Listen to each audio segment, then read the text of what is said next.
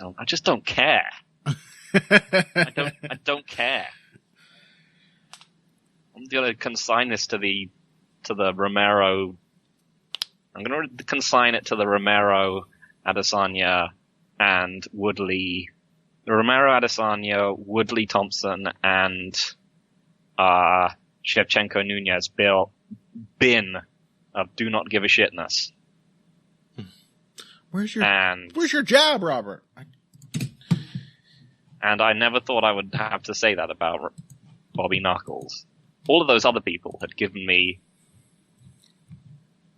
except for Amanda Nunez, had given me reason to assume that they could put out stinkers. Mm-hmm. Well, doesn't that just show you that Darren Till has an incredible unearthly power? Yeah, I mean that's what I said. Like this is the performance of Darren Till's career. Because he didn't win, but he forced Robert Whittaker performance out of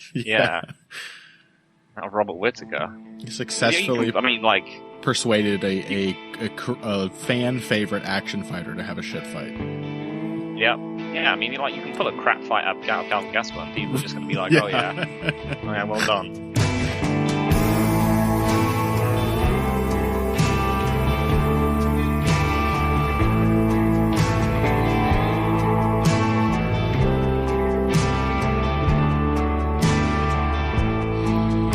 Hello. Welcome to another edition of Heavy Hands. I'm your host, Connor Rebush. With me, as always, is Phil McKenzie. Phil. Hello. What's up? It's not much. Not a good way to start a podcast. I was like, I'm going to throw him a curveball. I'm going to say hello instead of how are you doing, and then you hit me with what's up, and I was really baffled. Oh God. Welcome to Heavy Hands. We're talking about Robert Whittaker versus Darren Till, among numerous other matchups. In fact, I'm not really sure how many of these we're going to be able to fit.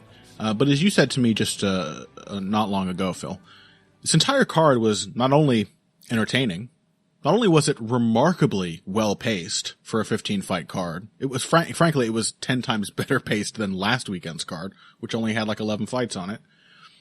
It was also shockingly relevant from top to bottom. Fights that we didn't expect to matter really mattered. Fighters that we sort of figured we could close the book on. We'd had them figured out. They showed something new. We got some prospects. We got some people sort of maybe announcing themselves as contenders. It was actually a fantastic card, if I do say so myself.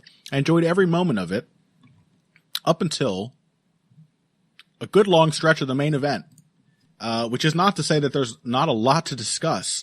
I think we have to do some serious, maybe not revising, but make some serious additions to our opinions of both Robert Whittaker and Darren Till. I think we both sort of maybe figured some things out watching this matchup. And I think we might have an interesting discussion about how this fight should be scored as well. After all of that, we're going to cover all that we can from Whittaker versus Till and its undercard. Derek Brunson is fighting Edmund Shahbazian next weekend, but that's not all. Ed Herman is also fighting Gerald Meerschaert, and this is Heavy Hands. So you know we are going to talk about both of those fights, and we are going to have a really good time doing it. Phil, let's start with the main event from last weekend. Bobby Knuckles returned. Darren Till. First things first, I want to say, very close fight. I don't think that's getting as much play as it should. The fact that this was a very close fight. The commentators, a lot of people online, everyone was basically saying like, 4-1 Whittaker or easy 3-1 going into round 5. He's got this in the bag. You and I are not so sure about that. No, it was a horribly close fight, I thought. One where I was genuinely worried going into the 5th round. Mm-hmm. And the 5th round did not reassure me very much either. Mm-hmm. And it wasn't really just close in the sense that it was the round by round scoring, but also the dynamic felt very strange. Yeah. Because it felt like a Darren Till fight. Yes. It did not feel like a Robert Whittaker fight. Very tense. As Robert Whittaker himself said to the camera afterwards, that fight was so stressful. And I believe him. It was stressful to watch. Yeah, I mean, I guess everyone who's defended like an easy Whittaker score can obviously point to the stats. People love to point to stats and say he outlanded him in every round. And he obviously lost the first because he got knocked down, but every other round he outlanded Darren Till. The quality of Darren Till's strikes, however, and this is always the argument when somebody figures that higher output or higher connect percentage is an automatic win, I think they're kind of undeniably better. Like the best strikes of Robert Whittaker's after round 2 were mostly low kicks. And there were some nice low kicks. You know, they were hard, they were clean, they were upsetting Darren Till's stance. But basically all of the really crisp, snappy, clean punches to the head came from Darren Till down the stretch of this fight.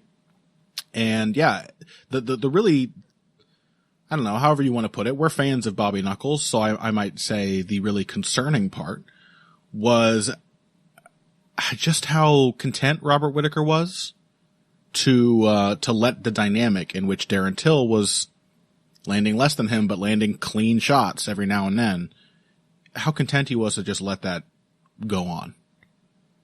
I don't know. What is your explanation for that? I mean, I have some things to say, but I want to hear, what's your explanation for the pace that Whittaker allowed in this fight, the approach he brought to it? What do you think he was thinking that informed that, performance? It was strange because I think a lot of what we criticized about the Adesanya fight was, Whittaker doubling down on big, obvious, ugly blitzes. Yeah. And he really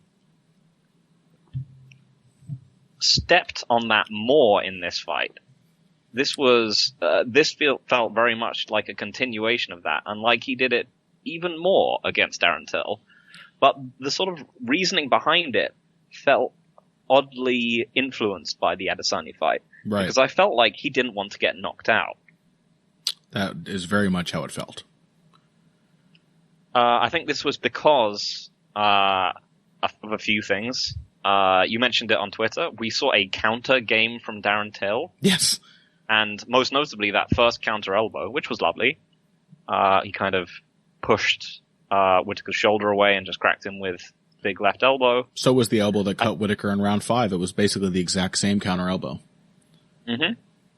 And I think Whittaker just basically felt like there was a range of extreme danger in front of Till. And whilst he's someone who still feels like he's, got to take the lead and he's got to build up points, he felt that he needed to burst into that range. Yeah. To really slow down, to really lessen the amount of time that he was spending in range with Till. Mm-hmm. So it meant lots of him jumping in with insanely ugly right hands and then trying to follow them up with something, maybe going for a clinch, sometimes quite successful. But really his main success throughout the fight was just kind of feinting Till backwards and then hitting him with low calf kicks. Mm-hmm. Or hitting them off the back foot, which he did frequently and almost got catastrophically countered a couple times trying that. This fight did, I think, I'm going to overuse this word today, I can already tell. It did crystallize my sort of conception of Robert Whittaker. In one of those revelations that feels just like face-numbingly obvious once it hits you. It makes you feel like a moron for having never made the observation before. But I came away from this feeling very, very confidently that Robert Whittaker does not like fighting people with a reach advantage. This is something in common between all of his closest fights. In fact, you could even broaden that because there are dynamics that enhance a reach advantage, or give a feeling of greater distance. That are not necessarily a reach advantage. So the obvious examples, Darren Till. Whittaker had a really hard time getting rolling and staying on top of any kind of winning strategy for the entire fight. Israel Adesanya, obviously, and Stephen Thompson, his other knockout loss. These are all guys who have longer arms than Robert Whittaker. They all have long styles as well. But you could also add into that a quite close fight, to be honest, with Uriah Hall. A very entertaining fight, much more so than this because Uriah Hall is himself a mess. But he was definitely able to give Whittaker some trouble, with the jabs and the kicks. You could also add his fight with Rafael Natal, where Whittaker was able to get to a range where he could use his jab, consistently. And that's a big difference between something like that and this fight. But you also look at how much success Natal had with his kicking game from long range, and it was a lot.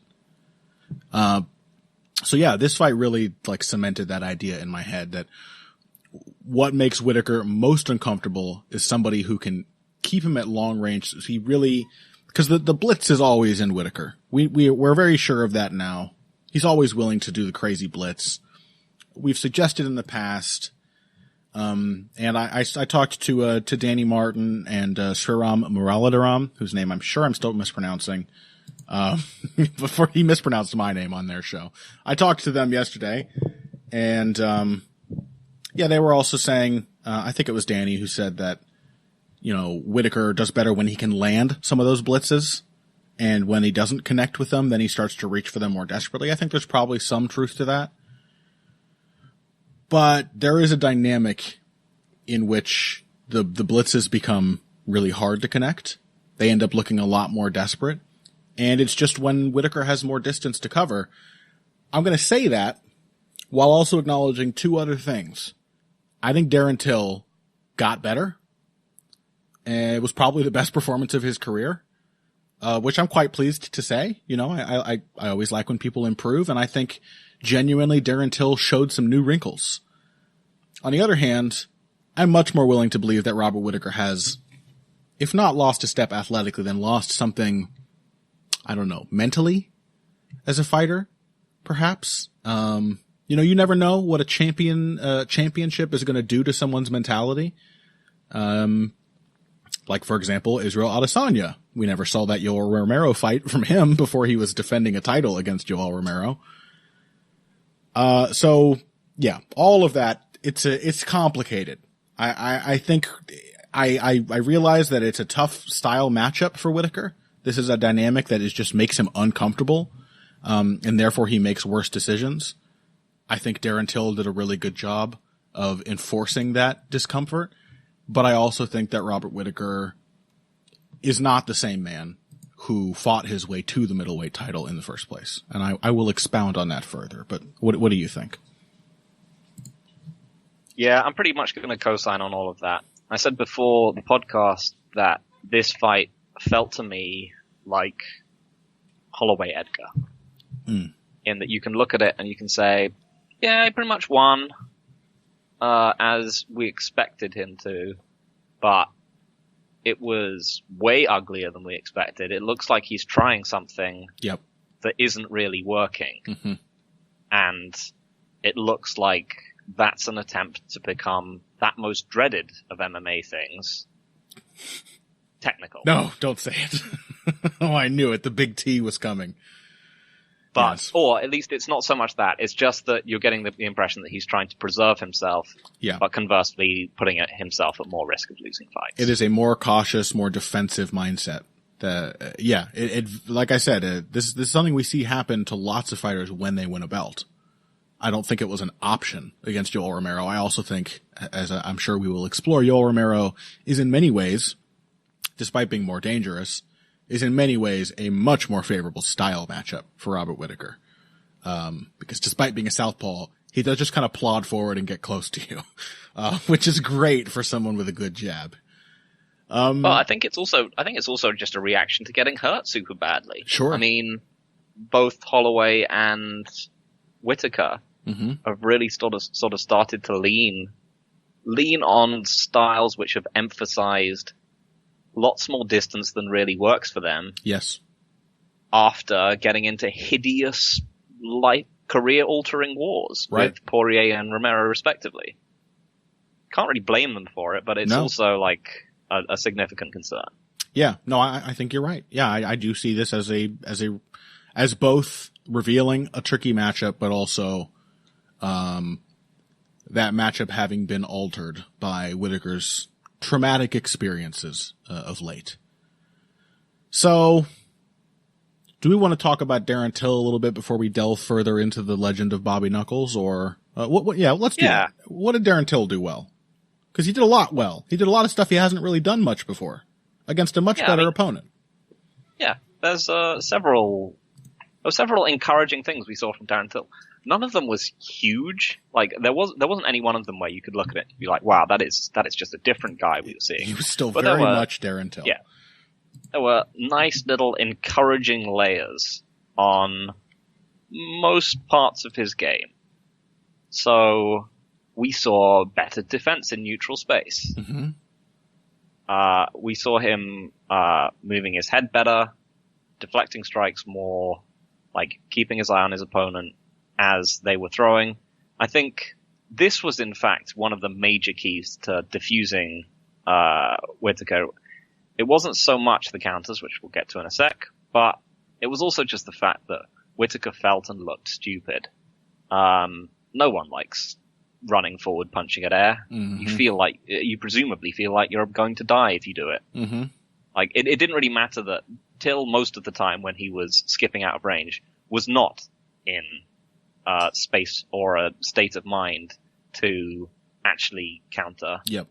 Most of his actual counters were very sort of, dare I say it, Machida-esque, because they were stepping in counters. They were collisions. Creating collisions. Yeah. When he was actually stepping backwards, it was much the same of sort of, it was a dreadful pouring right thing. There's no two-beat counter in Darren Till, really. There's no evade and return. It's an interruption. That's how he counters. Mm-hmm. But that was like the defense was better, and as we sort of mentioned, he did have counters this time. Mm-hmm. They were there. They weren't all that frequent, but they were enough. I mean, the first one was very clean and very damaging. It does speak to how we've said that Till is a very quick starter, mm-hmm. but it was a nice added layer to his game, which will make him a threat.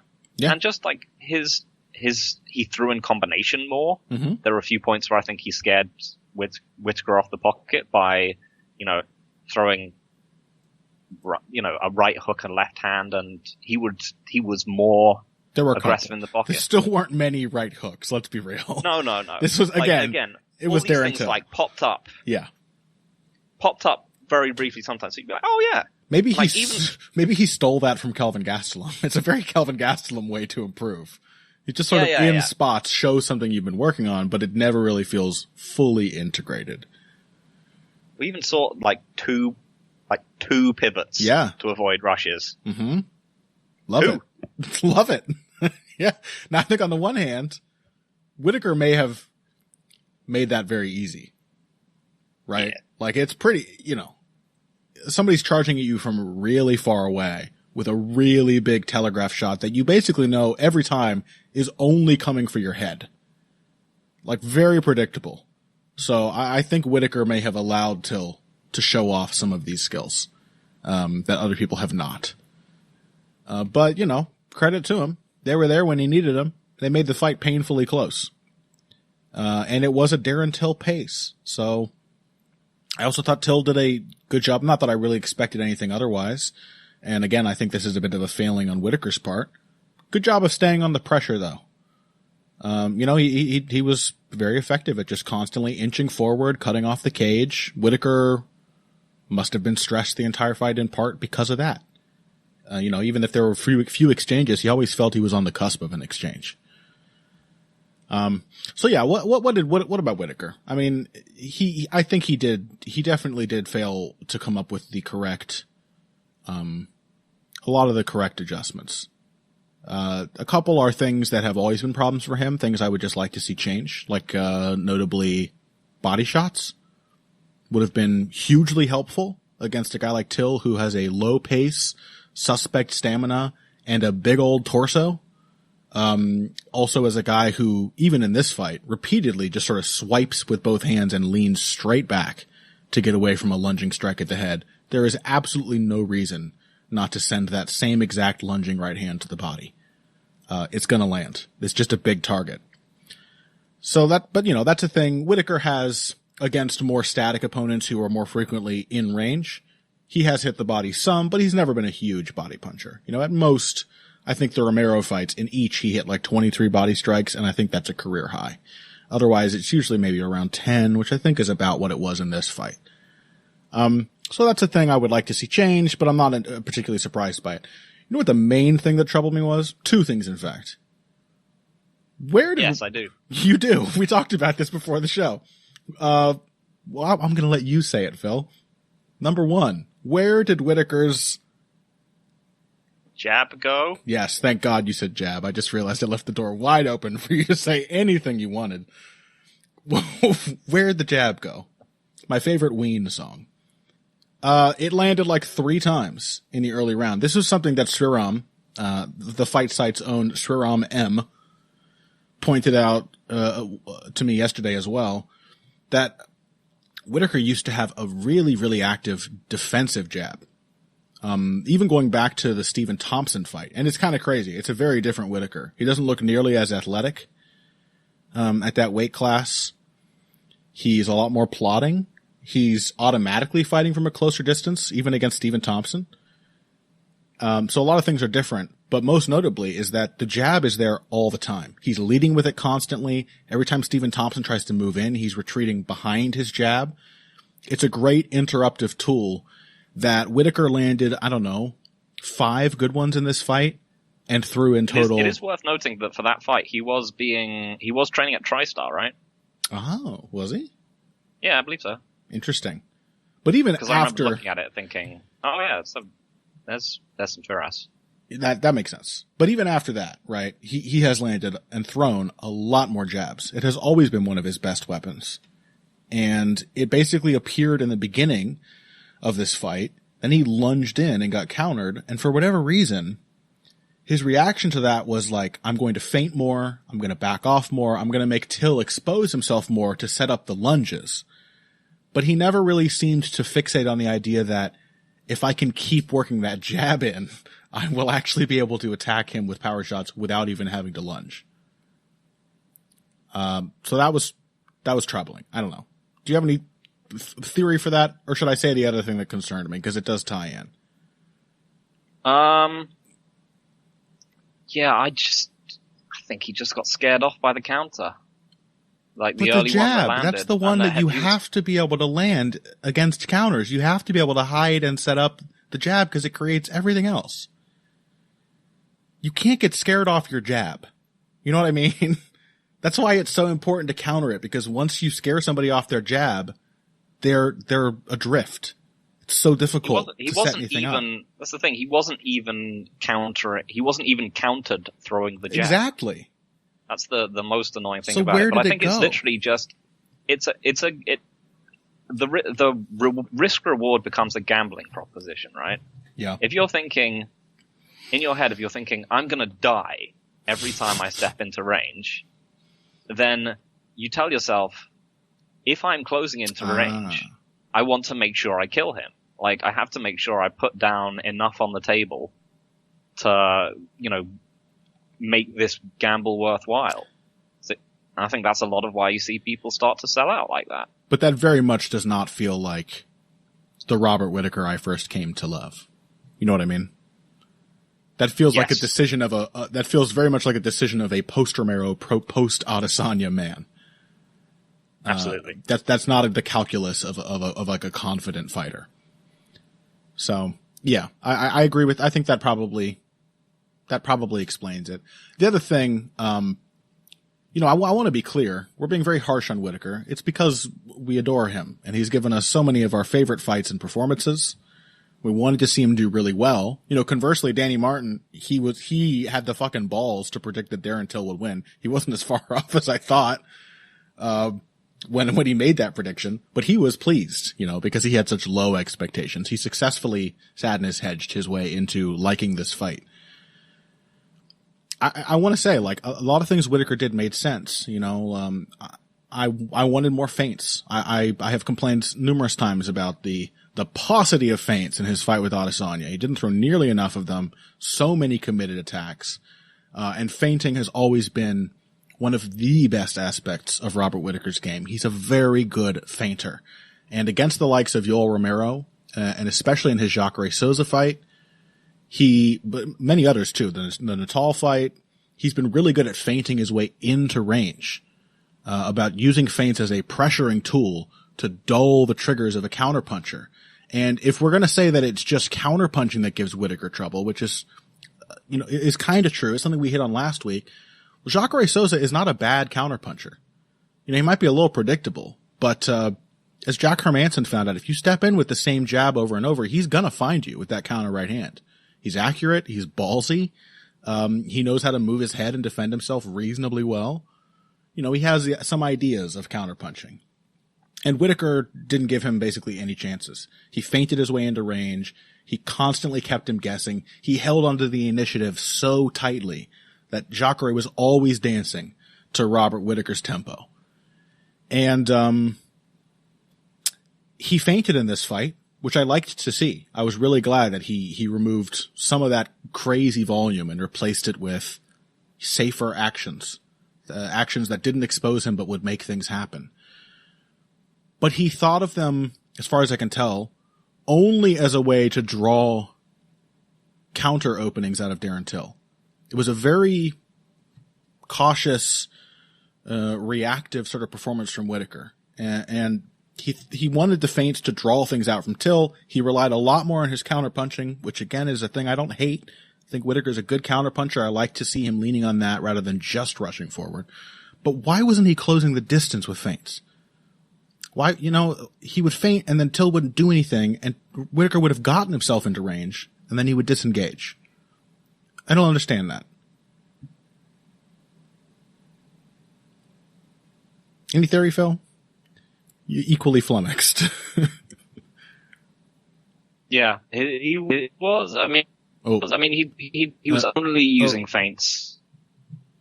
There you are. Sorry, you were robot Phil for a second. It looked like he was only using feints to set up low kick. To set up the low kick? It looks like he was only setting up feints, to set up the low kick. He wasn't prepared to attack any much further range than that. I think it was just, like I said, that there was a bubble of space in front of Till, and he just felt like it was incredibly threatening there. So, I like the face shift game that we saw from Whittaker. Mm-hmm. I think it made sense within the hideously ugly game that we saw from him. In some ways, that's really classic MMA, right? You just charge forward with the overhand and mix it up with a shot. Mm-hmm.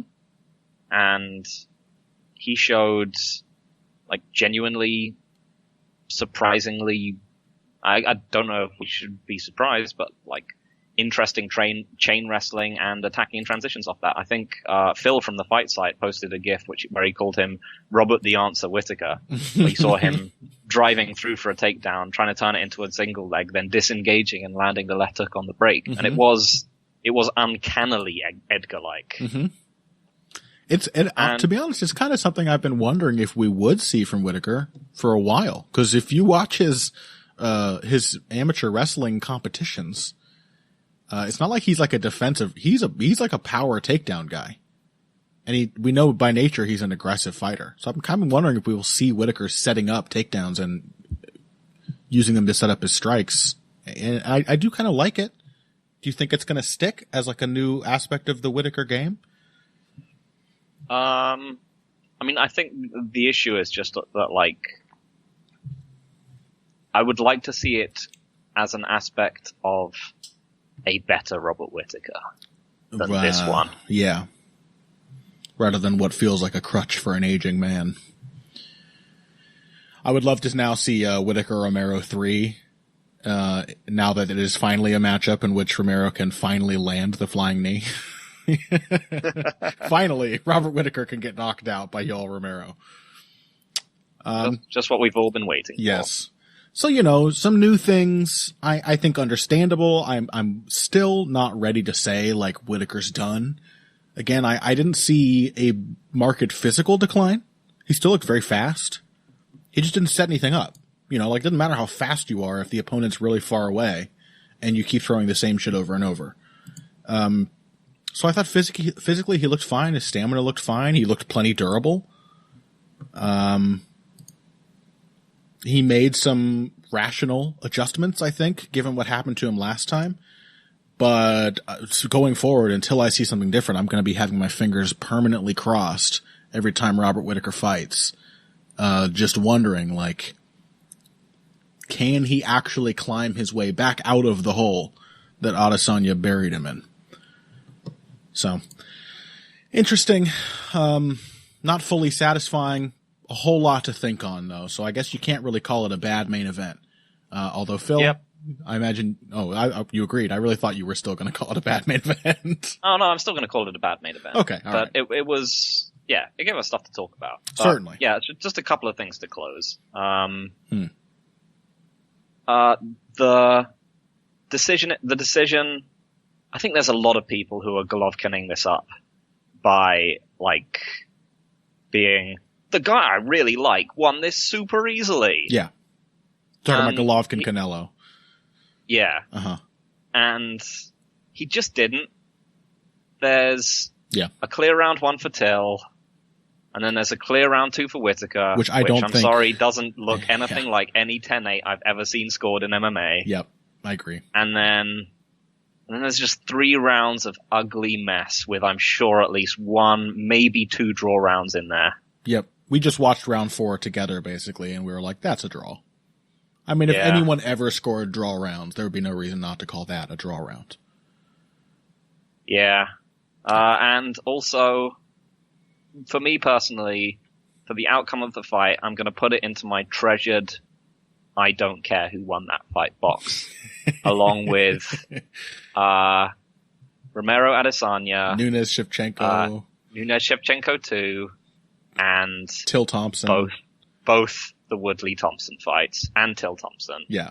Several Darren Till fights, in fact. Yeah. I don't care who won it, because I hate it. All right. Well, there you have it. Another UFC show, a surprisingly good show, in fact, with a surprisingly, it has to be said, a surprisingly undynamic main event.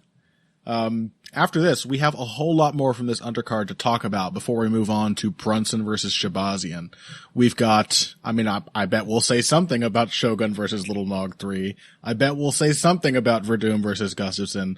But what's really interesting here, I thought Esparza Rodriguez was meaningful for its division. It was, as you said, Phil, exactly the fight everyone thought it would be, right down to the decision. Obviously, Khamzat Chimaev came back, had just as impressive a win against a smaller opponent. Cowboy Oliveira showed some new wrinkles against Peter Sobotta. I like to see that. Francisco Trinaldo is 1,000,000 years old, and he's still doing the damn thing. Movsar Tanner Boser might actually be pretty good by heavyweight standards. There was a lot. Nathaniel Wood looked fantastic, against a guy in John Castaneda that I didn't know before this, researching this event, but who I'm pretty happy to have as just a bantamweight fighter in the UFC. So all kinds of stuff to cover. We will see how much of that we actually get to in any degree of depth, but we're going to talk about as much as we can after this. And then after that, Derek Brunson versus Edmund Shahbazian, Vicente Luque versus Randy Brown, Ed Herman versus Gerald Meerschaert, and more. Hey everybody, thanks for listening to this week's Heavy Hands. If you like what you hear, please consider pledging to support the podcast on Patreon. Patreon is basically continuous crowdfunding. You sign up to contribute a certain amount per month to help us with production costs and the like, and in return you get rewards ranging from a mention on the Heavy Hands website to a question or topic of your choice being discussed on the show. We have a lot more in the works to reward you for your help, and we appreciate every contribution. No amount is too small. Just head over to patreon.com and find how you can help out, the only show dedicated to the finer points of face punching. Now let's get back to it. Welcome back to Heavy Hands. We are, as the goodly Phil McKenzie just ordered me, we're going to attempt to sprint through as much of this undercard as we possibly can.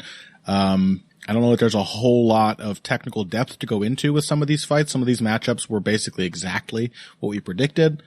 They were all pretty entertaining. I had a good time watching this card, didn't you? Mm-hmm. Yeah, absolutely. It was great. It had a little bit of everything, just like we always say. It had a perfect balance of veggies to meats to, leg of Alexander Gustafsson. It had everything you'd want and more.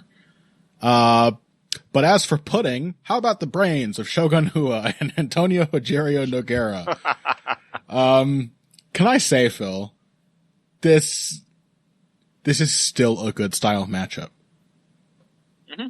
It is. They can't have a bad fight. It gets worse. As I said, this trilogy, I said truly this was the Terminator 3 of trilogy fights. And God forbid they ever give us a Terminator Genesis. So it's continually gotten worse from their first fight, but it was still a good fight. And I also thought it's the Xenos paradox of fights, in that it's always approaching bad. It never really gets there. Yeah. Yeah. It's the, Xenos paradox is the stone flying, right? Yeah, the arrow and the tortoise. Yes. Yes. The arrow never quite catches the tortoise. Yes, I read The Dispossessed by Ursula K. Le Guin. I know of this. It was still good. I frankly, I kind of thought that, Lil Nog deserved the nod. And certainly I was hoping he would get it because it was his retirement fight. I'm confident, in fact, that he is going to, more confident than I usually am, that he is going to stay retired. Simply because that usually seems to be the case more often when somebody goes into the fight saying, this is my last fight, no matter what happens. It wasn't an emotional decision. It was something he considered. I would have liked to have seen him get the win. I don't know. What did you think of his performance? I mean, in fact, I think your read, which I basically cribbed, for making my pick, both on this show and on the Vivisection, was pretty much spot on. Like, his takedown defense has just gotten a little better. And that was enough to make this, a stand-up affair in which his accuracy and the cleanness of his strikes, I thought, was a significant factor. Mm-hmm. Yeah, I mean, what surprised me was that either one of them was able to stand up to any punishment. Yeah, right. But I guess, they fought each other, they're used to each other's timing, they're not hitting as explosively anymore, all that other kind of stuff. I mean, the Nog KO pick was simply, I was like, he's gonna land clean, and he did. It just didn't finish the fight instantly. Somehow, Shogun, who got obliterated by one punch from Anthony Smith, was, able to take clean left-hand counters several times. Yeah, I mean, but you could also see why, why Nogueira lost this fight. Because he lost it the same way that he always has, which is that, and you see why Hua is a greater fighter than him. Because, Shogun made more adjustments than he did. Mm-hmm. And he just did more. He still, got hurt in pretty much all of the rounds. Mm-hmm. But, he still came out with a varied game plan. He still tried mixing it up. And Nogueira really just got incredibly dialed in on landing the 1-2. Yeah. And this was sort of some of the story of this card, and I'm going to cheat and fill space by saying that this is what happened in Trinaldo Herbert. That Herbert was like, I can just land the 1-2 on this guy. Mm-hmm. And it turned out that he couldn't. Because he could Trinaldo is a clever man. Yes, he is. And, despite the fact that he spent pretty much the entirety of the second round getting fucked up, he came out and I saw Herbert still leaning on the 1-2, and I was like, oh no, he's gonna die. Well, I wasn't like, oh no, I was like, Francisco Trinaldo is going to kill this man. Mm-hmm. And yeah, he dialed in on it and he knocked him out. The MMA is really not a sport for continually doing the same thing over and over. Well, yeah, you need depth. This is why, every scouting report I've ever written, I pretend that it's like it's a unique piece of advice for the specific opponent, but it's always like, hey, you should feint. Every single time. It's part of my advice. You should feint. You should throw this guy's timing off. Cause what counterpunching there is in MMA, is very, very dangerous with little gloves. Because Lord knows you, the fighter who's getting countered, doesn't have good defense. So, yeah, I agree with that. I mean, if we're jumping down to Trinaldo, just for a few quick words, I do really like these little details of footwork that create these moments. Like when When Nasrat Haqparast knocked out Joaquim, or is it Joaquim Silva, the way he like circled him and then found that little soft outside angle to land the left hand, the way he arced the left hand around the parry, these little details for like a one perfect shot knockout are very attractive to me. And in Trinaldo's case, Herbert came out wanting to pump the jab and pivot around, probably looking to then use the jab to step outside and land the right hand, as you said. And Trinaldo did a really nice, like, it was sort of the same idea as cage cutting footwork, where you just take the shorter path, but it was not about cutting off the cage, it was about outmaneuvering his opponent. And as Herbert threw that jab and started to pivot behind it, which I have to say I liked to see. I liked a lot of what Herbert had to show here. I love to see someone throwing pivoting jabs. But as he did that, Trinaldo was already cutting a longer angle to get his lead foot outside the pivot. Suddenly he's facing Herbert, whose pivot has just essentially almost turned his back on his opponent. It's put him in a position like Luke Rockhold was in just before Michael Bisping knocked him out. Only Trinaldo was right there with the left hand and hit him before he could even start to retreat. But it was a really nice, like, bit of intercepting footwork from Trinaldo that created that knockout. I really enjoyed that. And I'm only celebrating it so profusely now because, basically everyone forgot how incredible the knockout was because of the god-awful stoppage. Yeah. Herb Dean just wants to watch a man die at this point. He's just not a good ref. Can we just say that? I mean, I've kind of danced around it. I've said he's been indecisive and questionable. He's been prone to pressure from the crowd. Indecisive is always the watchword when it comes to Herb Dean because he constantly second guesses himself. He's not like clear and authoritative with his instructions to the fighters. He's kind of mush-mouthed. But this was a really bad night from Herb Dean. Like, he fucked up. And that stoppage in particular was egregious. Like, I counted. There were 4 seconds that elapsed. 4 full seconds, which in fight time, when somebody's hurt, is a long-ass time. That Francisco Trinaldo was just standing over a downed Jai Herbert doing nothing, waiting for Herb Dean to step in. And Jai Herbert was also doing nothing, which is a pretty clear indication that he's done. Yeah. He was just laying there waiting to be finished, which basically means he was finished. I have no idea what the fuck Herb was. In that situation, a conscious fighter is scrambling. Yes. They are grabbing a hold of their opponent. They are doing something. They are not lying in the same position like a statue with their hands coincidentally in a defensive position. Yes. In what at least one person on Twitter may have correctly identified as a fencer's posture. You know, a posture that sort of automatically comes out when you are badly concussed. There was no indication that Herbert knew where he was or what was happening. And for whatever reason, Herb Dean was just like, paint by number. He's like, well, usually when someone gets knocked down in these, the other guy hits him a few times, so I'm going to wait for that to happen. He wasn't paying attention. So I'm glad Dan Hardy chewed his ass out. Hardy's probably going to get in trouble for that or whatever. But no one else is going to do shit.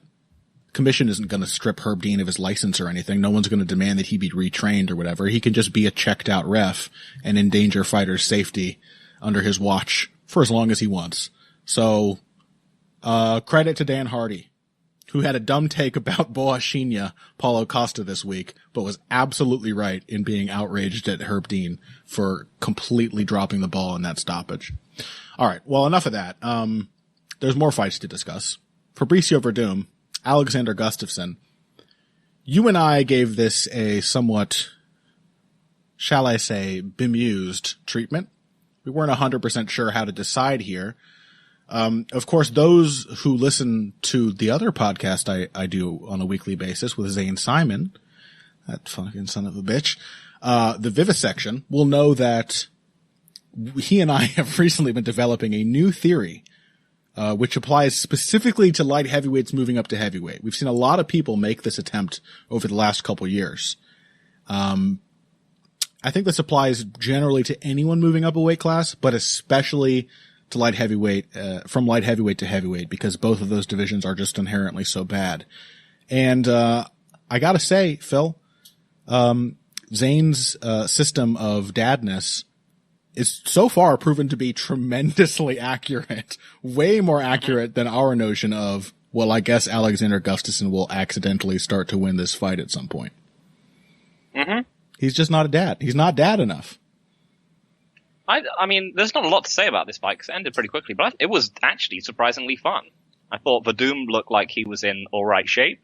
Mm-hmm. I thought Gustafsson's striking looked actually better.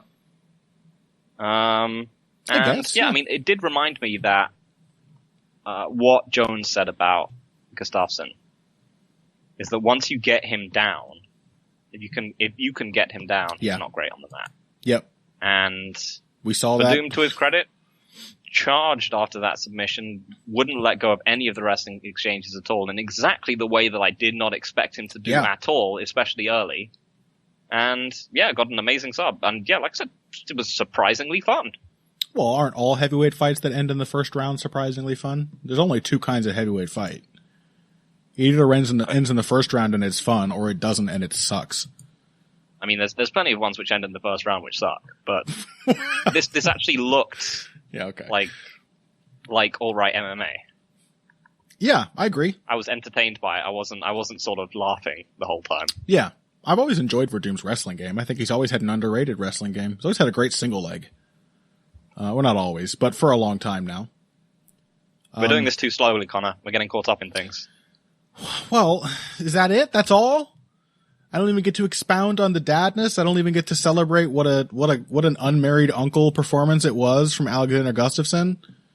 You've got an entire podcast which is increasingly dedicated to this. I don't even get to say the thing I've been thinking ever since I watched this fight, which is the president has been kidnapped by ninjas. Are you dad enough to save him? Come on, Phil. Oh yeah. You like that? My dad dudes reference? Yeah, it's true. All right, fine. We'll move on. It was very straightforward. It has to be said. How about Carla Esparza, Marina Rodriguez? I think while this fight was very entertaining, as I expected it to be, both of these women, in my opinion, are must-watch fighters. They're always entertaining. I also feel like we learned nothing new. No. I mean, you could literally have scripted this fight. Yes. This is one of those fights like Michael Johnson, Darren Elkins, where you just knew exactly how it was going to go, and it went exactly like it. It was just Marina Rodriguez is going to give up a ton of dumb takedowns and loads of control time, and then she's going to absolutely beat the shit out of Carla Esparza, and it's going to be a weird decision, and that was all that happened. The only weird thing was that it was full of really terrible decision making as well. Because Esparza could have actually won this a lot easier if she hadn't dived for heel hooks, which then got her absolutely torched. They weren't even heel hooks. She kept going for ankle locks. Oh yeah, sorry, ankle locks. Yeah. Which I do think, it's maybe, ankle locks maybe deserve, a revisit. Like, I think most of the ones we've seen in MMA are just badly executed. If you've ever been put in a proper ankle lock, it is as much a torsion like knee twisting submission as a heel hook. It fucking sucks. So I don't know, maybe there's something there, but even so, had she been dropping for heel hooks, it still would have been a bafflingly bad decision, especially after the first one failed. And especially considering in the second round when they did it later, when she did it like really much later. Yeah.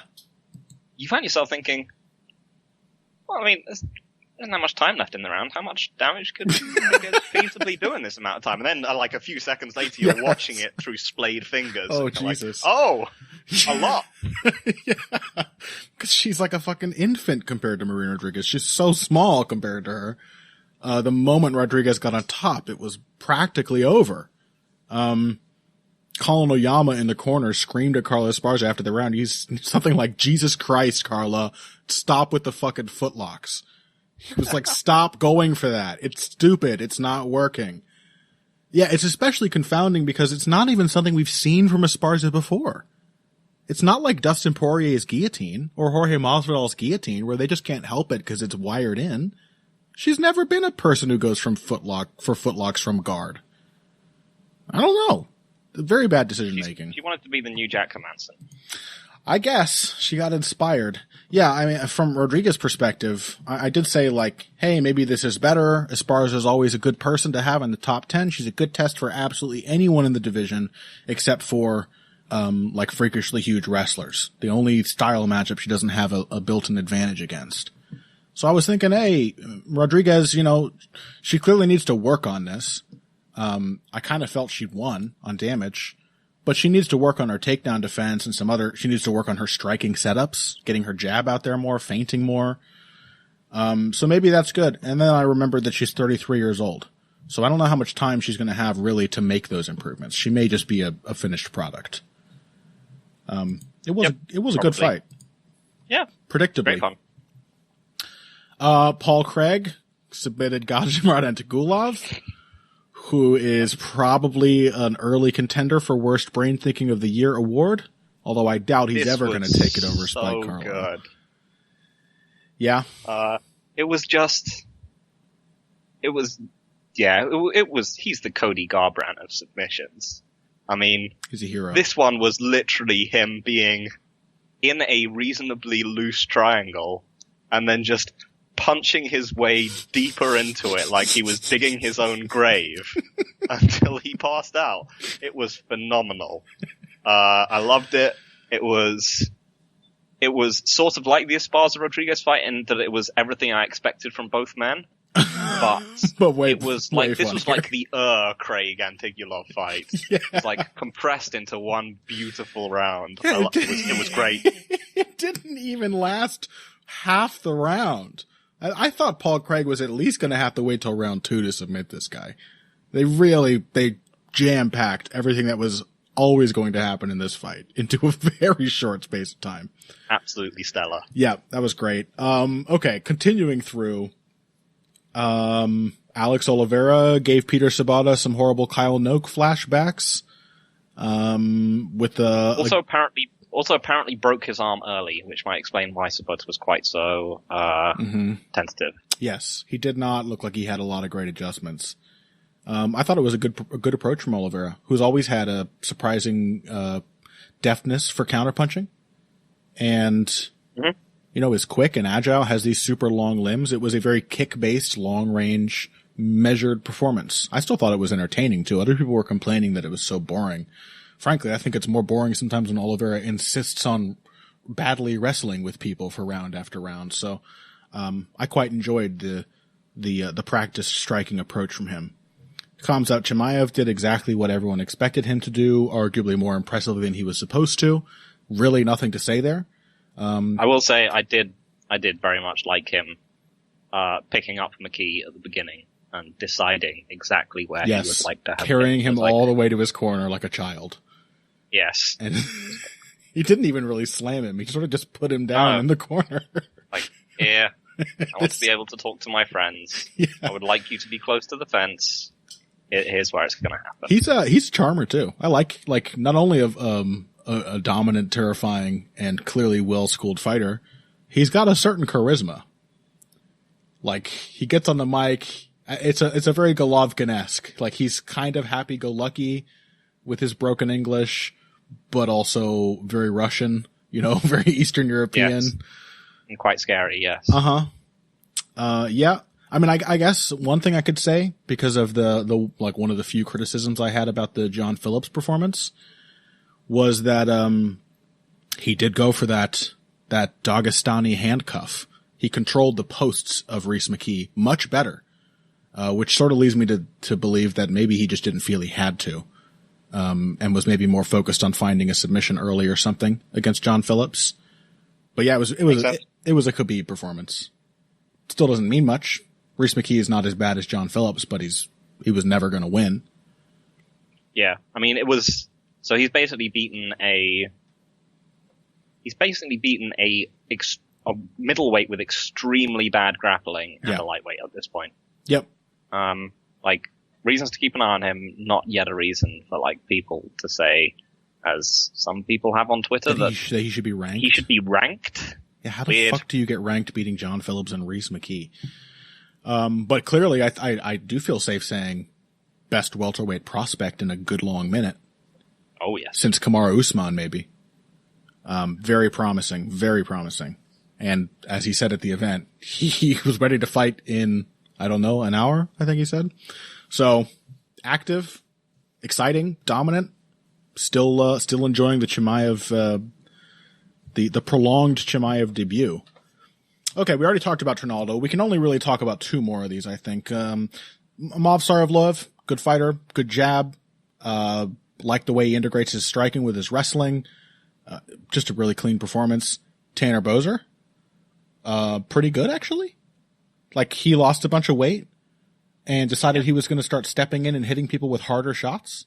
It's kind of weird. He looks less like Roy Nelson than ever before, and that seems to have been what enabled him to start hitting more like Roy Nelson. Because before he looked like Roy Nelson and hit like old school Drew Dober, and now he looks like, I don't know, Roy Nelson on Atkins and hits like new school Drew Dober. So that was nice. Smart performance. Can we say a few words about Nathaniel Wood? He was the curtain jerker on this card, and I thought he had one of the most impressive performances on the entire card, actually. Yeah, this was great. He's just a super well-rounded, entertaining fighter. Mm-hmm. And we saw him like working all the areas of the body.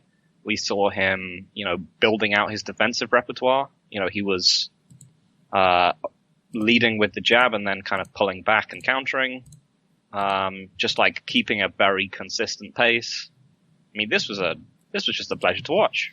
He still, has some of the things that got him KO'd by John Dodson. I think the general attitude was an improvement. I think he definitely focused on not being so reckless. He didn't, he still did, like, for example, that big leaping shift a few times, which is exactly the piece of footwork that got him KO'd by Dodson. He didn't necessarily create a lot of counters. He brought this more reactive, more back foot style. And for a long stretch of the fight was basically just sort of waiting for Castaneda to throw something.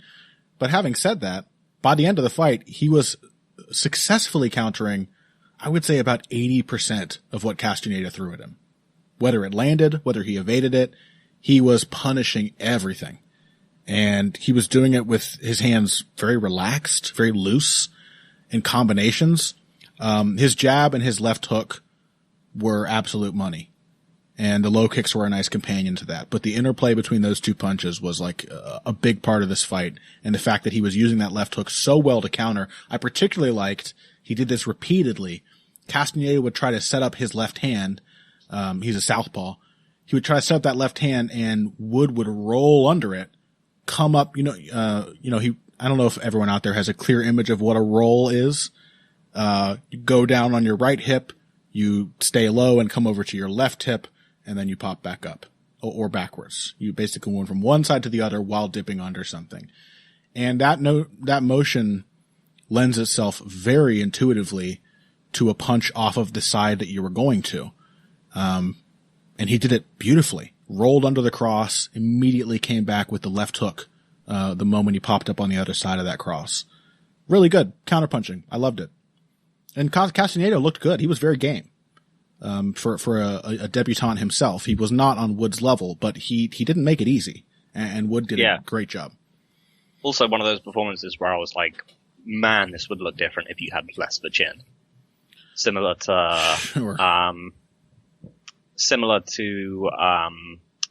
Keita versus have I now forgotten his name? Like literally the last fight between Zabit. Calvin Keita and Dan Hooker. Calvin Keita. Oh, you're right. For some reason I was thinking of Dustin Poirier. Who the fuck else is Danny Calvin? Gay, of course. Danny Gay. Yeah. That's right. Yeah, it was one of those fights where he was eating, like, the shots were clearly incredibly hard and very clean, and the guy just wasn't going down. Mm-hmm. Other shows would cut that part out, by the way, where we didn't know who either Calvin Keita or his... No, I'm not going to.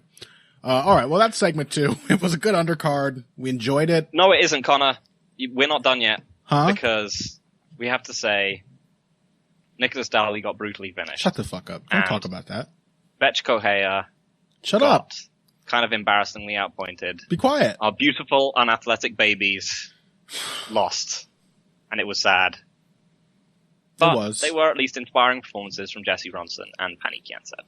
Yeah, it's true. We also both like Pani Kianzad. She sort of hits the same, trying as hard as she can, but not very athletic, note as Betch Kohea.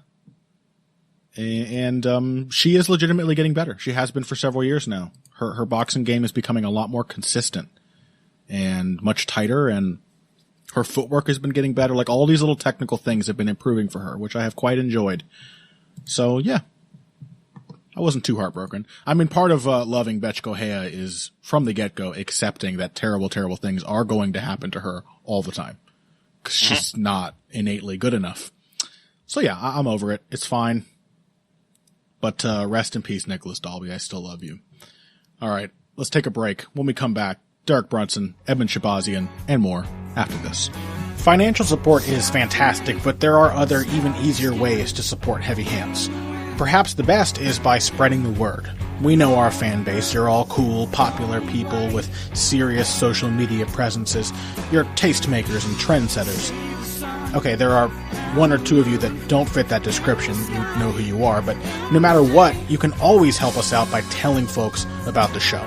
You can also give us a positive rating and review on iTunes and Stitcher, things like that. We rely on word of mouth and positive feedback to grow and improve, so thank you very much for your time and your help. Now, back to the show.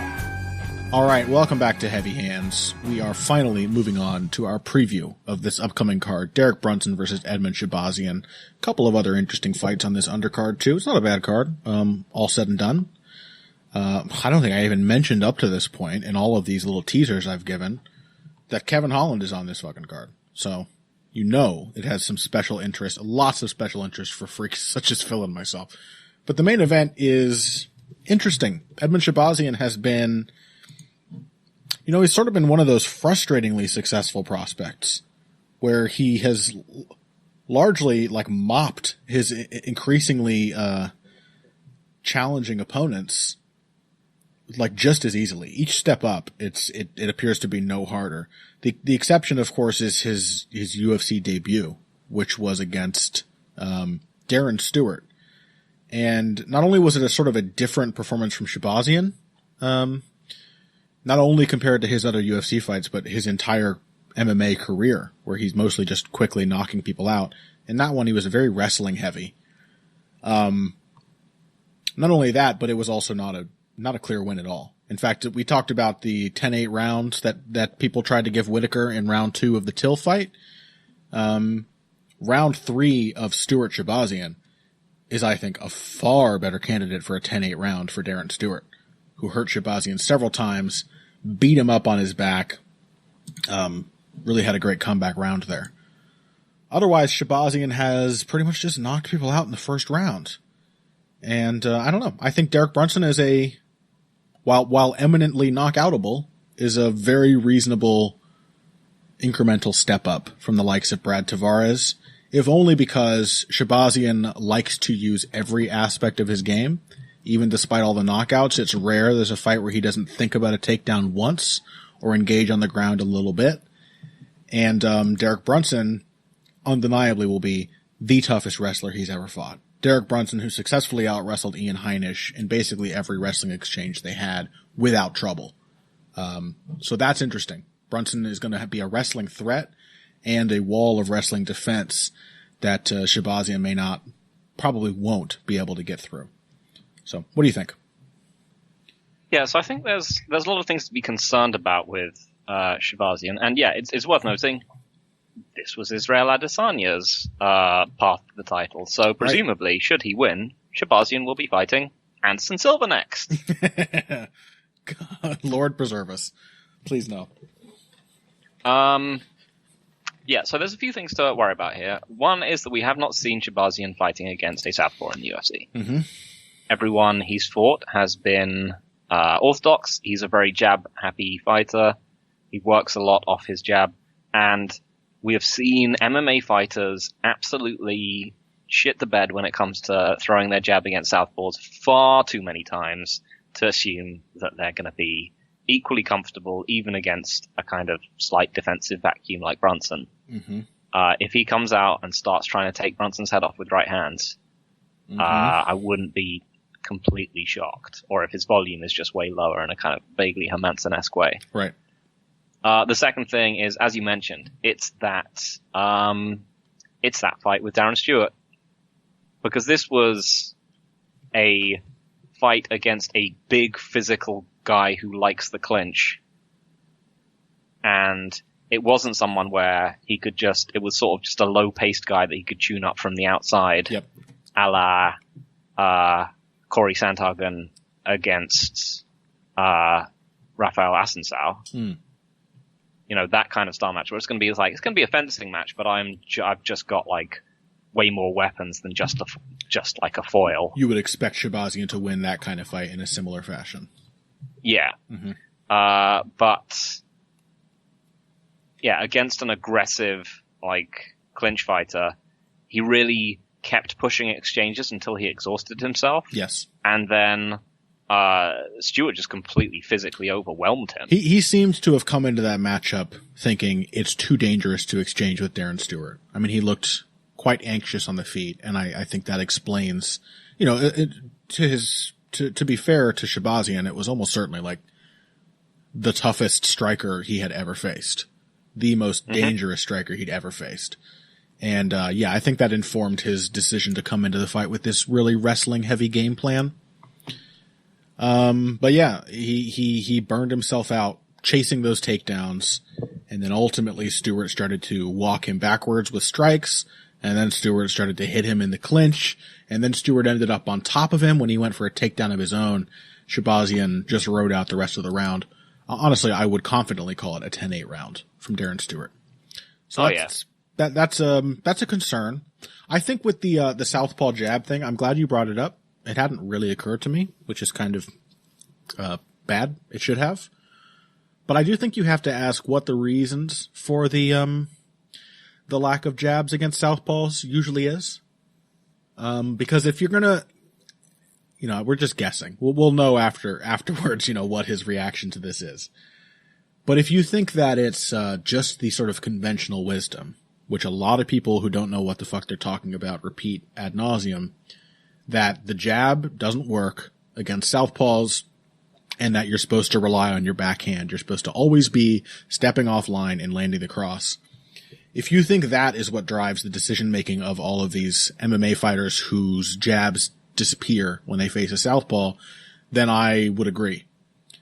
If, however, you think that it also has a lot to do with the actual mechanics of, like, the things that inform those aphorisms in the first place, the fact that when you're fighting a southpaw, his lead foot is right in front of yours and his lead hand is right in front of yours, and there's just a lot of traffic in the way of your jab, which is normally the shot that most easily slips down the center, then I'm not sure that dynamic applies to this fight, because Derek Brunson is a southpaw in, you know, simply by virtue of the fact that he's not right-handed.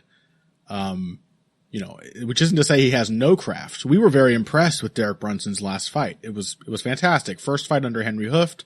I'm expecting even more improvement this time around. He's taking this shit really seriously. But his footwork is a mess. There is no consistent, my foot is blocking your way into the pocket. There's no consistent protection of the center that stems from that position. There's no consistent parrying or hand trapping from the lead hand. You know what I mean? Like, if you want to step in and jab Derek Brunson, just do it. It's going to work. Unless he's made great improvements even since that last performance, which is possible, I guess. So I don't know. I agree. Shahbazian uses that jab. It is his go-to wedge. It sets up everything else, whether it's his takedowns or his well-timed right hands. He uses it as he retreats. He just keeps his opponents honest with his jab. If that does go away, he's going to look as bad against Brunson, I think, as all southpaws do, because he's not going to be able to out-wrestle him. And Brunson actually does have some idea of how to counter. He's just way calmer now, and he's a huge puncher. But I think I'm going to favor Shahbazian going into this one. What do you say, Phil? Yeah, I suppose I will too. I mean, I think, the way he disintegrated physically against Stewart was very concerning, as was the fact that when he was uncomfortable, it was his instinct to wrestle. But it was his 8th pro fight. Yeah, exactly. It was so early in his career. He looked very poised against Tavares, so admittedly, as we said, and a fairly easy style matchup. But he's still just like a very accurate, calm puncher, and Brunson also tends to really suffer. I think Brunson really gets into his own head under pressure. Yeah. I mean, in a main event fight against a hyped prospect, I'm not sure if I trust Brunson to keep his head. And that's sort of it. I mean, I don't think we've seen enough from Shahbazian to be able to make a confident read on this fight. But no, I agree. But yeah, I'm just going to take the fact that he's accurate and he's calm, and Derek Brunson, despite being the veteran, is just not. Yep. Although he was way more so in that last fight than ever before. Yeah, so I mean, but that hoping. was also against. Yeah. Yeah. It was against, Strong Bell lost himself, but I hope that Henry Hooft will really be able to have quickly molded some new ideas into Derek Brunson's head. I'm hoping to see an improved Brunson. And for as little as you can really say concretely about Shahbazian's fight results so far, he, like Brad Tavares wasn't going to test his wrestling instincts. He wasn't going to be aggressive like Stewart was. There was a lot of room for Shahbazian to get himself into that fight. But as a guy whose entire career, except for the Stewart fight, has been really quick finishes, and that was one of them, happened within the first 3 minutes, it was still markedly patient and considered. It was a good look. If you're going to finish someone in the first round, then calmly drawing out their reactions and setting them up with some nice shots is a pretty good way to go about it. Yep, agreed. And, it's the fact that he finished Charles Burdoff actually a pretty decent shot. Yeah. Is also, worth considering. Yeah. That he was sprawling out of that, but he also, just elbowed Charles Bird until he fell over. How many more wins does Shahbazian need, or will this be the one for Edmund Taverdian to once more thrust himself into the spotlight? Because that is the thing about Shahbazian you should never allow yourself to forget. He is, as far as I can tell from the start, an Edmund Taverdian product. Yeah, and he's a good fighter. He is. Edmund Taverdian actually. Very weird. I don't know what his issue was. Maybe his seemingly bizarre, psychosexual fascination with Ronda Rousey influenced how he trained her. And in fact, now that I think about it, I love the idea that he may have deliberately made Travis Brown worse. That never crossed my mind, but the idea of him just spitefully refusing to help Travis with his technique, rules. I don't think that was really happening, but he has actually trained with successful results a couple high-level boxers. Including, I think, Vanes Martirosyan. All Armenian, boxers, of course. But, so yeah. Maybe he just works better with Armenian Americans. I don't know. Okay. Let's talk about something else from the main card here. Vicente Luque versus Randy Brown. This is very interesting because Vicente Luque barely beat, Brian Barberena. He may have been on his way to losing that fight when he got the knockout. Very, very close. Randy Brown had his career best performance against Brian Barberena. And the reason Barberena Luque was so entertaining is that they essentially have the same style. With the difference being that, Luque isn't really a slow starter, the way that Barberena is. I think he may also not be as good an adjuster, but he carries much bigger power for 3 rounds. So there's little wrinkles that are different. But it's very similar. And so the question is, can Randy Brown once again just stick to the perfect game plan for this style of plodding pressure fighter? Or, like virtually every other fight he's ever had in his career, is he going to make some insane decisions and lose because Luque, unlike Barberena, is capable of finishing him at any moment? Yeah, second one. You think so? In some ways I don't want to think so, because I like Randy Brown a lot. I think, I thought that Barberena fight was like a great performance from him, where he did walk much more of the tightrope than he has before. And his weird grappling decisions or just, spotty defense didn't come back to hurt him nearly as much. And one of the impressive things he showed was that he finished Barberena. Yeah. I mean, it shows how offensively capable Randy Brown is. But in this fight, I kind of feel like he needs to do that again. I feel like he needs to finish Luque, and no one ever does that. Because he doesn't have, the two people that have beaten Luque in the UFC have had masterful control skills in one phase or another. Right. Edwards is a fantastic controlling grappler who just kind of wore Luque out. And Wonderboy just kept hitting him on the counter. There was also Michael Graves in his both men's UFC debut. Graves is also a high-level wrestler. Yeah, another fantastic control wrestler. And these are definitely not available to Randy Brown. If he takes, maybe he can take Luque down, but that just seems like a terrible idea. Luque is he's a very good submission grappler. Why would you want to unless you're relieving the pressure? But even then, a better option would probably be the clinch, where Randy Brown has some moves and is very tall. Yeah. But that's the thing. I can't trust. Brown has shown himself to be vulnerable on the feet and on the ground with his grappling and his stand-up decision making. And Luque is such a threat in both areas, and he's so insanely durable, even more so than Barberena. And he's never been stopped apart from by Graves, and that was He's been submitted twice. Yeah. Oh, sorry. Early. They were both early. There was a triangle armbar in his third pro fight. No, Graves. Sorry, I was looking at the wrong thing. Yeah, Graves didn't either.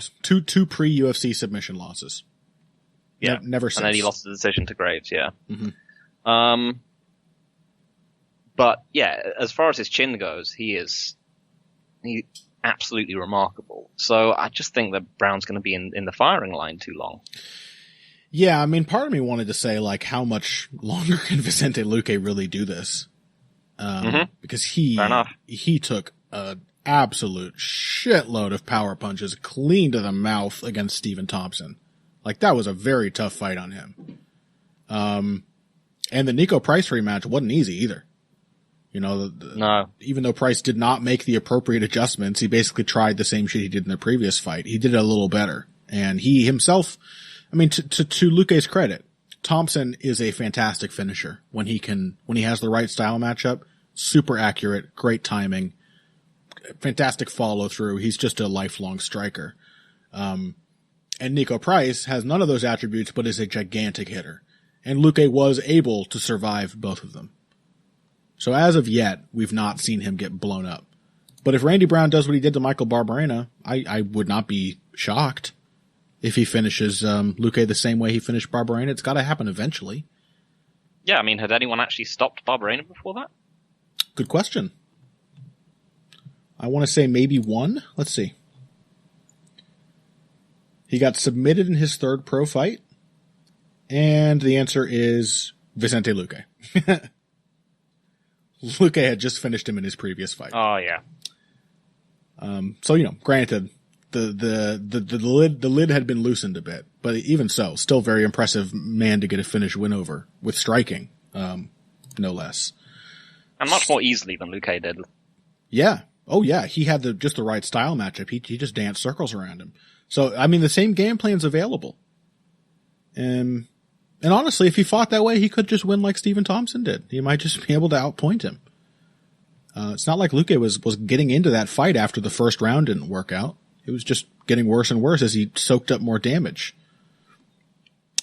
So I think I agree with you that I just because I don't trust Randy Brown, whereas I know exactly how Vicente Luque is going to fight. But the window of opportunity is there for Randy, no doubt. Okay. There are 2 other fights we have to talk about. Unfortunately, we're going to have to cover them pretty quickly. But Kevin Holland is fighting Trevin Giles, and Ed Herman and Gerald Meerschaert are fighting each other. Both of those men always fascinate me. So let's talk about Kevin Holland real quick first. This was supposed to be a matchup versus... Who was it supposed to be? He's had a few changes recently, hasn't he? It was supposed to be Jun Young Park, who... That would have been a lot of fun. Although I say that... Jun Young Park is a really entertaining boxing stylist. Kevin Holland absolutely would have grappled him. Because that's who he is. So I don't know. This one is maybe more interesting. Trevin Giles, lot of technical gaps in his game that he's never really cleaned up. And I think we saw that emphasized once again in the fight with James Krause. But very tough, quick, hard hitting. It does have like a good baseline sense of distance and range.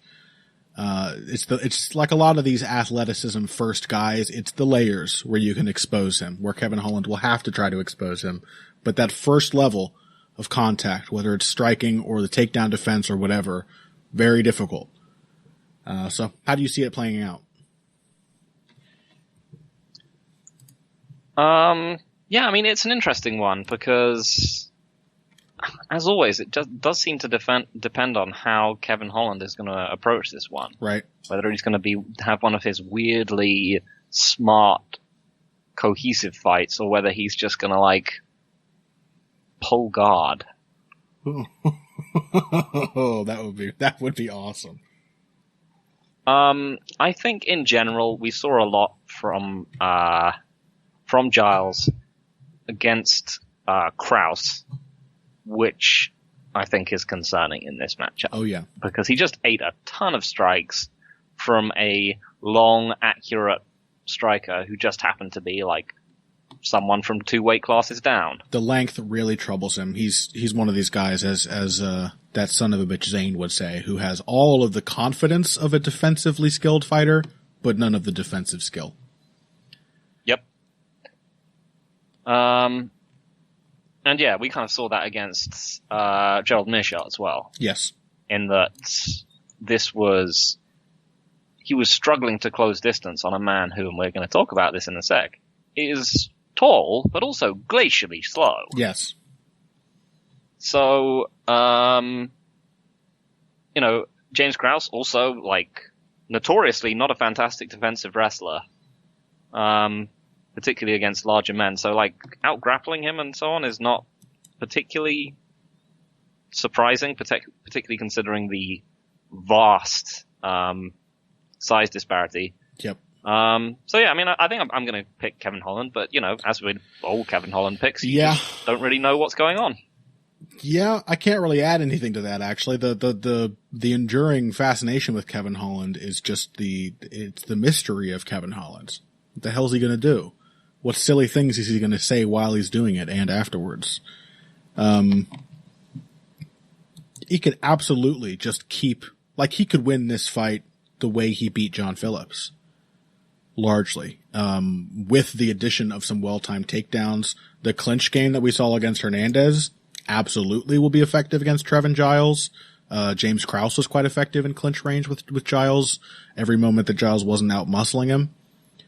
The difficulty is just that Giles is powerful, he's durable, and Kevin Holland makes just endless bad decisions. So I guess what we should be doing, Phil, is crossing our fingers and hoping that Kevin Holland comes in with one limb inexplicably incapacitated.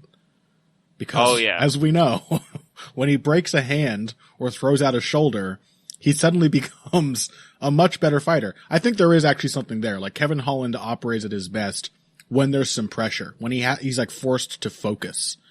Because otherwise he's just having a good time being Kevin Holland. Yeah. But I have some small hope, based on that last performance, that we are seeing him mature a bit. Time will tell. Finally, Ed Herman, Gerald Meerschaert. Is this the slowest fight ever? Pound for pound, it's got to be. It's up there, right? We got to get like Hot Sauce, Trevor. What's Trevor's last name? Smith? Trevor Smith. Yes, how did I forget that? We got to get him in there in the mix or something, but outside of the heavyweight division, it's hard to think of two fighters slower than Ed Herman and Gerald Meerschaert. And apparently this is a light heavyweight fight. This is going to rule. It slaps. Absolutely fucking rules. Ed Herman is the same dude he has always been, which I love. Mm-hmm. He's 39. He's really slow. He's pretty well schooled, but in a way like Betchkoea, where he's making these good reads and yet he's still like catastrophically out of position all the time, just because he's slow and not a good athlete. But the man's got a jab. He's got a clinch with some nice knees. In fact, his clinch is by far one of the best parts of his game. He's still got a good left hook, got good low kicks and everything. It's one of the more forgiving Ed Herman matchups in some time, if I'm being honest. Simply because Meerschaert is smaller and every bit as slow. Well, I mean, this feels like a potential passing of the torch match. Wow. Right? Say it ain't so. These guys are really similar. As we said, they're glacially slow. They're reasonably well-rounded. They're surprisingly good kind of submission grapplers and ground game fighters. They're, got a reasonable amount of diversity to their strikes. Mm-hmm. But yeah, they just operate on like geological deep time. Every fight, presumably life itself, is like one of those time series pictures where everything is just flickering past them and they can see the lights coming off and coming on and turning off and trees blooming next to them. The image of watching Ed Herman and Gerald Meerschaert like trading counterpunches while just the clouds and sky whizzes past at super speed. Have you seen that? Have you seen that that film Hero? Yes. I think it was Hero, or it was the one like it, where they have the fight and like the seasons change around them. Ah, yes. Yeah. Watching that's Ed Herman and what Gerald... I feel is going to happen in this fight. It's like watching a time lapse of a sapling grow. Incredible. Exactly. Nature is beautiful. Which does mean that this might actually come up against one of Zane Simon, God's greatest mistakes, theories, which is bet on old guys in mirror matches. Right? Bet on the OG. It's tempting, because he's bigger, too. Tempting. It's very tempting. He was a former... is he? He's a former middleweight. He's got to be bigger. Is he? He's thicker. He's thicker. He's been a light heavyweight for some time. He's 38 years old. He can't help but be thicker. Let's see. 6 foot. He might be... he's fatter. He's definitely fatter. He is... I'm going to use a word here. He's dadder. I knew you were going to say that. Yeah. Sorry. But is the rule at light heavyweight dadness? Because I think it isn't. Uh-huh. Am I going insane? Is 200 inches possible for someone's reach? I just saw that as well on Wikipedia. That is phenomenal. That's what Wikipedia has listed for Gerald Meerschaert's reach, and I looked at it and I was like, that's not normal, right? That's too many. I like that they've converted it as well. Next to it says brackets 508 centimeters. So Lord knows what Gerald Meerschaert's reach is. Ed Herman is an inch taller. Let's guess it's not 5 meters. Yeah, I'm gonna assume it's not quite that impressive. Boy, my brain just about shut down as I was reading that. Ed Herman is definitely thicker. He is much dadlier than Gerald Meerschaert. Fuck it, I'm gonna pick him. Just for kicks. I'm gonna pick Gerald Meerschaert because he kicks. So does that Herman. He's a good low kicker. Yeah, I think Meerschaert kicks more than him. And Meerschaert has a counter-punching game. It's true. I'm going to pick him to win a bizarre but wonderful slow-paced kickboxing match. I think it's going to be... I'm going to love it. Yeah. I think it's going to be pretty close. Both going to be kind of mad and weird about it, but I like both these guys. This is great.